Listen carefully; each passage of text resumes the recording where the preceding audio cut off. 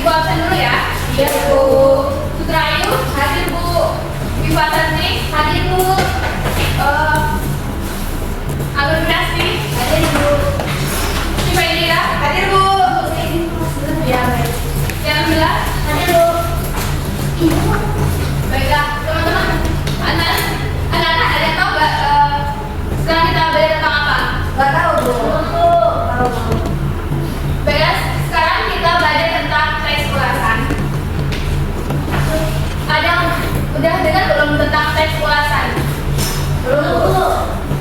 Jadi teks ulasan itu ialah teks yang memberikan evaluasi pendapat atau analisis tentang suatu karya seni, produk atau layanan. Nah, tujuan dari teks ulasan ini ialah membantu pembaca memahami isi dari sebuah karya. Yang kedua itu menyampaikan pandangan kepada pembaca sebelum mereka menikmati suatu karya. Yang ketiga, menjelaskan kelebihan dan kekurangan suatu karya. Yang keempat yaitu memberitahu pembaca apakah suatu karya layak untuk dilihat, dibaca atau dimiliki. Yang kelima yaitu memberitahu informasi tentang sebuah karya dengan jelas kepada pembaca.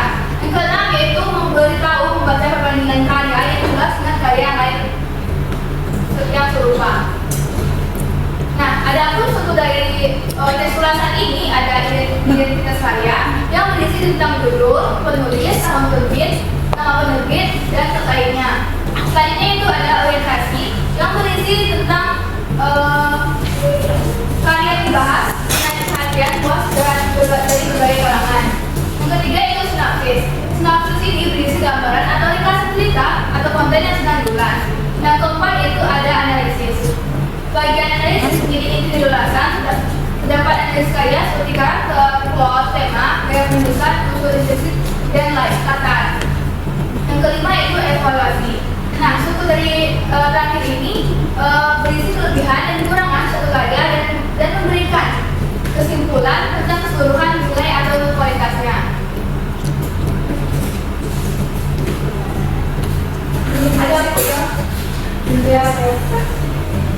Adapun ciri-ciri teks ulasan ini yang pertama itu mencakup poin-poin positif dan ringkasan. Yang ketiga itu menyatakan sudut pandang penulis terhadap konten karya yang diulas. Yang keempat itu opini yang disampaikan didukung oleh fakta yang dijelaskan. Yang kelima informasi dalam ulasan bersumber dari pandangan penulis terhadap produk atau karya yang dibahas. Nah, adapun kaidah pembahasan teks ulasan itu yang pertama konjungsinya penerang. Konjungsi penerang ini contohnya kata yakni dan yaitu. Yang kedua itu konjungsi temporal. Contohnya itu sejak, semenjak, kemudian dan akhirnya. Yang ketiga itu konjungsi penyebab. Konjungsi ini kata-katanya itu sebab dan karena. Yang keempat yaitu ungkapan saran atau rekomendasi. Konjungsi yang sering digunakan itu jangan, harus, hendaknya, dan sebagian. Ibu, izin dulu Ibu. Ya, silakan. Baiklah, di sini kita akan membacakan contoh teks ulasan.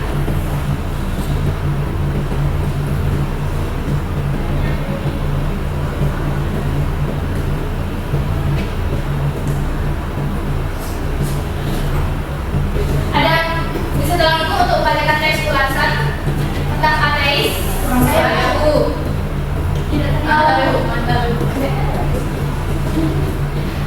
Baik, dari ini dulu.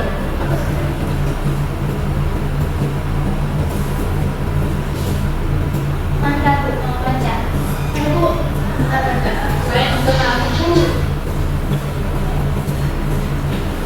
Siapa yang mau? Ayo Bu. Ayo Bu. Jadi ayo dulu, habis itu nanya dan jalan mana ya? Silakan. Ayo.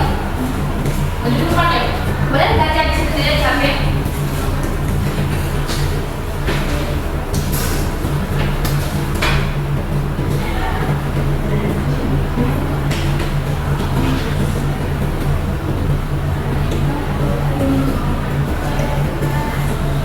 Pengertian ulasan. Judul ateis, pengarang Acida Idiraja, penerbit Balai Pustaka, tahun terbit 1949, cetakan pertama, tebal halaman 232 halaman. Ateis merupakan salah satu novel terbaik yang memperoleh hadiah tahunan pemerintah Republik Indonesia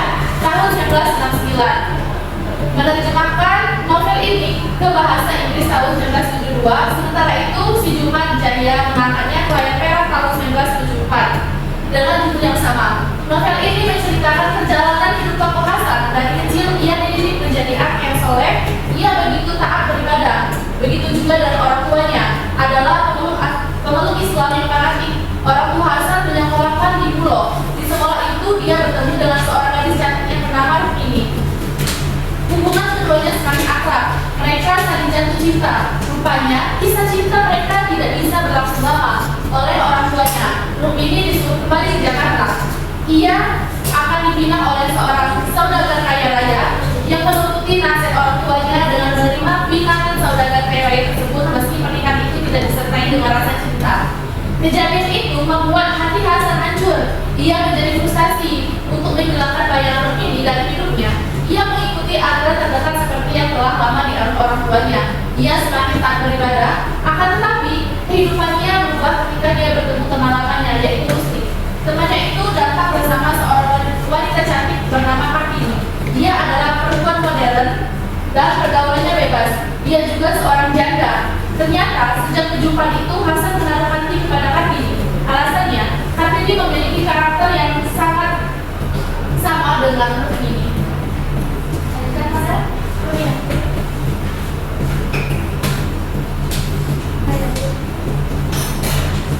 Semenjak Hasan mencintai Kartini, dia pun juga bergaul dengan teman-teman Kartini.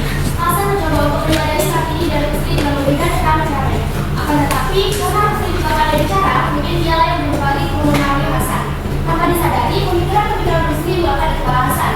Mulanya Hasan tidak terpengaruh, namun keyakinannya mulai goyah ketika dia dikenalkan dengan seorang yang tidak percaya Tuhan, yaitu Anwar. Pengetahuan Anwar tentang Tuhan yang begitu luas. Sejak saat itulah pemahaman Hasan tentang agama mulai berubah.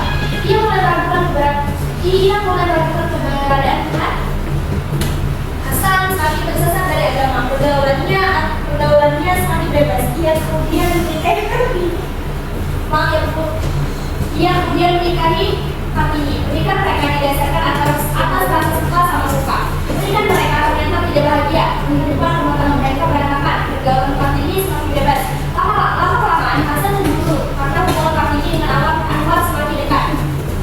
Hasan menganggap Kartini telah selingkuh. Kejadian itu telah menyadarkan kembali Hasan tentang agama. Ia menyesal dan merasa berdosa atas apa yang telah diperbuat. Pergaulan bebasnya dengan teman-teman yang tidak percaya Tuhan membuatnya tersesat dan ragu dengan keberadaan Tuhan. Hasan memutuskan bercerai dengan Kartini. Dia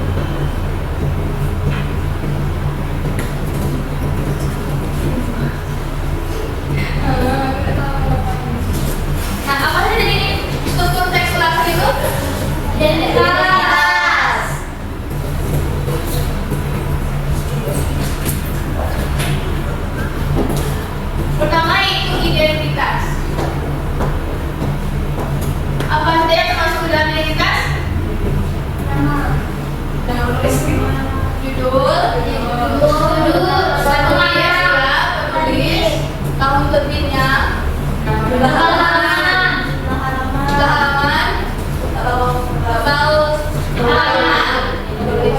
dan lain-lainnya. Nah, yang kedua yaitu ada orientasi. Orientasi ini berisi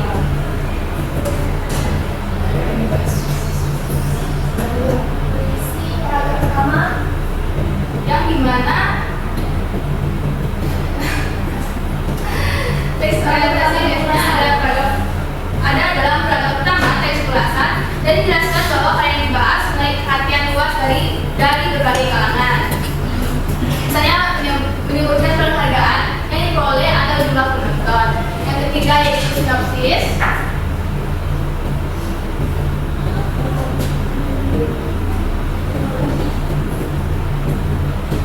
Yang keempat itu ada analisis. Yang kelima itu ada evaluasi. Nah, menurut anak apa aja tadi yang identitas karya dari ateis ini apa? Identitas karya dari ateis.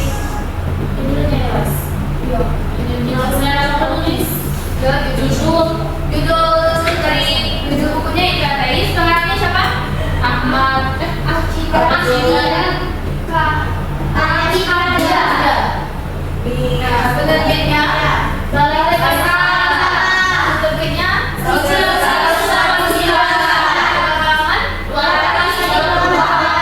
jadi dari judul hingga total halaman itu termasuk dalam identitas karya teks tulisan tersebut. Nah, selanjutnya itu yang bagian di sini ateis ini merupakan bagian orientasi dari teks ulasan novel ateis. Adapun sinopsisnya,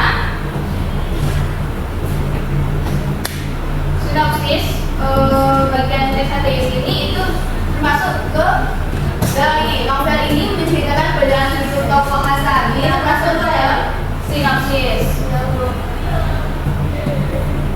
Selanjutnya analisis. Nah, analisis dari teks ulasan ini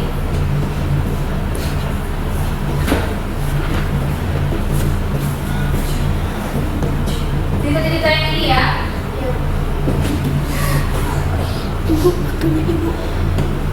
Lalu dilanjutkan dengan evaluasi, di mana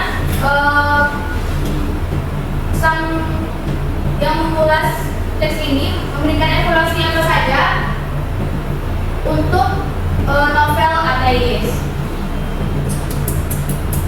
Sampai di sini apakah anak-anak paham tentang teks ulasan? Sepertinya waktu kita sudah habis, jadi ibu ingin memberikan kalian PR itu membuat teks ulasan tentang salah satu novel yang kalian sukai dan dikumpulkan 2 minggu lagi ya. Oke.